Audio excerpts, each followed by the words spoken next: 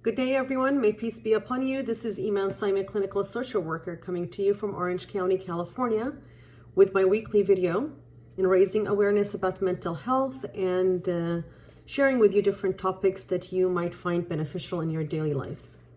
I want to thank you for those who do reach out and share with me how much they appreciate this work and how much it's benefiting them in realizing certain patterns within them. That makes me very happy to know that you are going inward and you are looking within yourself and you want to be better and you want to do better.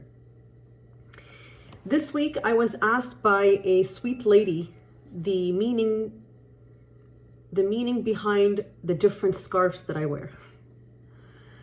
And I want to take a moment and say that the meanings and the different colors and the different patterns that I choose in my hijabs, my head covers, means nothing other than personal choice.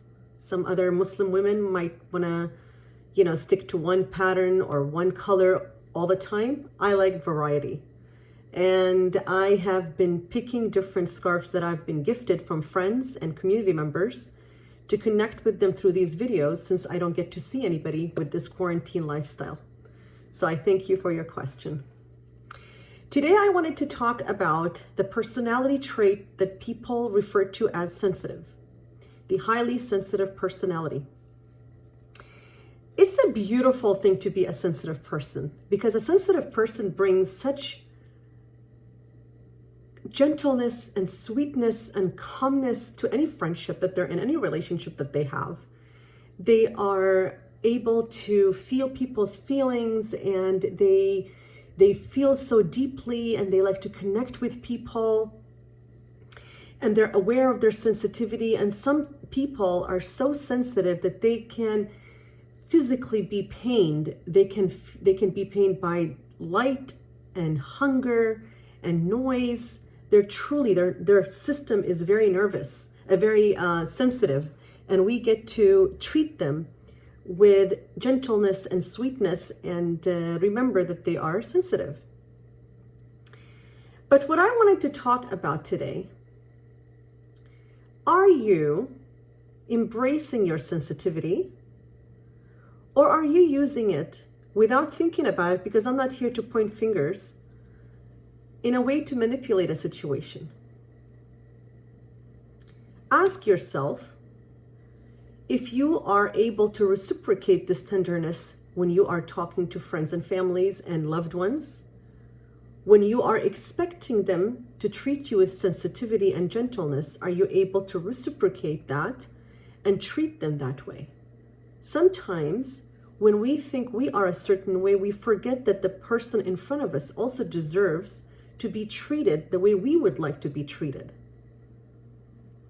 Another thing that I notice with sensitive people, without thinking about it, they tend to say, I am sensitive, when they are faced with hard conversations or confrontation, or somebody needs to tell them how they feel or how they felt by their treatment or their words. They tend to say, I am sensitive, to avoid taking responsibility, to avoid facing a situation. See, that will completely disempower you of you being a sensitive person.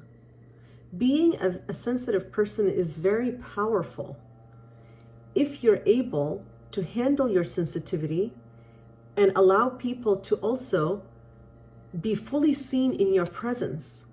They're able to communicate themselves around you. They're able to have a hard conversation with you. They're able to have you apologize to them if you hurt them.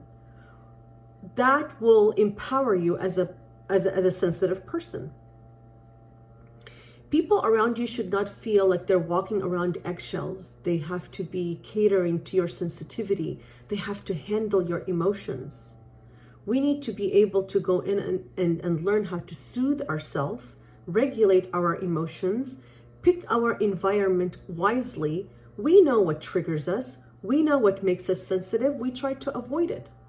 But when it comes to taking responsibility and deepening our conversations and our relationship, people need to have that reciprocated. Just like you want to hold somebody responsible in a relationship and you want to have those difficult moments and conversations, that person also needs to feel that they can have that from you.